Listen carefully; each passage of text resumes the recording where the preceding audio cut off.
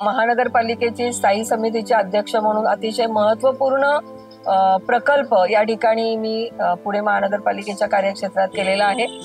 मला सांगायला समाधान आणि अतिशय आनंद वाटतो की भारतातील पहिली महानगरपालिका आहे की ज्या महानगरपालिकेचं स्वतःचं डायग्नोस्टिक सेंटर, स्वतःचं MRI machine, CT scan machine आहे, कॅथलॅब आहे।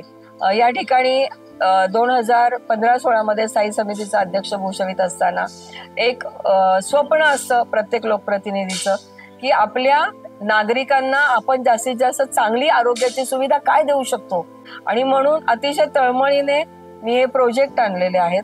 आणि ते म्हणजे आपण पाहता की महानगरपालिकेच्या पद्मावती येथे असलेला काही शिवशंकर पोटे दवाखाना, या ठिकाणी आम्ही कदम डायग्नोस्टिक सेंटरच्या माध्यमातून लाखो लोकांना ही आरोग्य सुविधा उपलब्ध करून दिलेली आहे।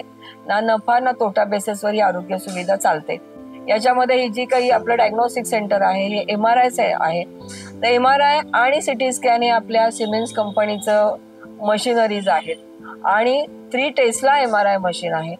आणि आता फक्त पुणे शहरातले नाही तर जिल्ह्यातले, महाराष्ट्रातले लोक या ठिकाणी या आरोग्य सेवेचा लाभ घेण्यासाठी येतात। जर का आपण साधा MRI करायचा आहे, ब्रेनचा MRI करायचा आहे, तर तुम्हाला बाहेर 10,000 रुपये जर या MRI ला द्यावे लागत असतील तर आपल्या इथं कदम डायग्नोस्टिक सेंटरला CGHS दराप्रमाणे अवघे 2350 रुपये द्यावे लागतात।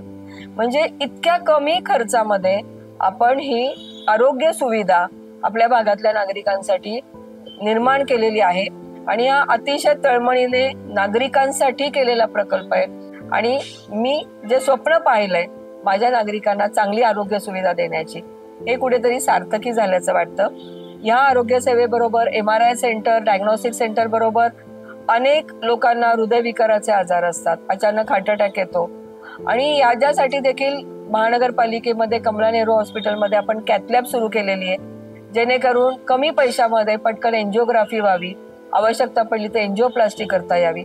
या इतक्या सुंदर आरोग्य सुविधा जर मी एक नगरसेविका असताना माझ्या नागरिकांसाठी करू शकते, तर उद्या माझ्या पर्वतीमधल्या मतदार बंधू भगिनींनी मला आमदार केलं आणि आमदार होण्याची संधी दिली। आपल्या या दक्षिण पुण्याच्या बाजूला ससून सारखं एक उत्तम असं शासकीय हॉस्पिटल करण्याचा माझा मानस आहे। आणि आमदार झाल्यानंतर आतापर्यंत नगरसेवक असताना ज्या पोटतिडकीने, ज्या प्रयत्नांनी मी या आरोग्य सुविधा या नागरिकांपर्यंत आणलेल्या आहेत, तेवढ्याच पोटतिडकीने, तेवढ्याच प्रयत्नाने मी ही शासकीय रुग्णालयाची व्यवस्था आपल्या दक्षिण पुण्यासाठी निश्चितपणे निर्माण करू शकेल याची मला खात्री आहे।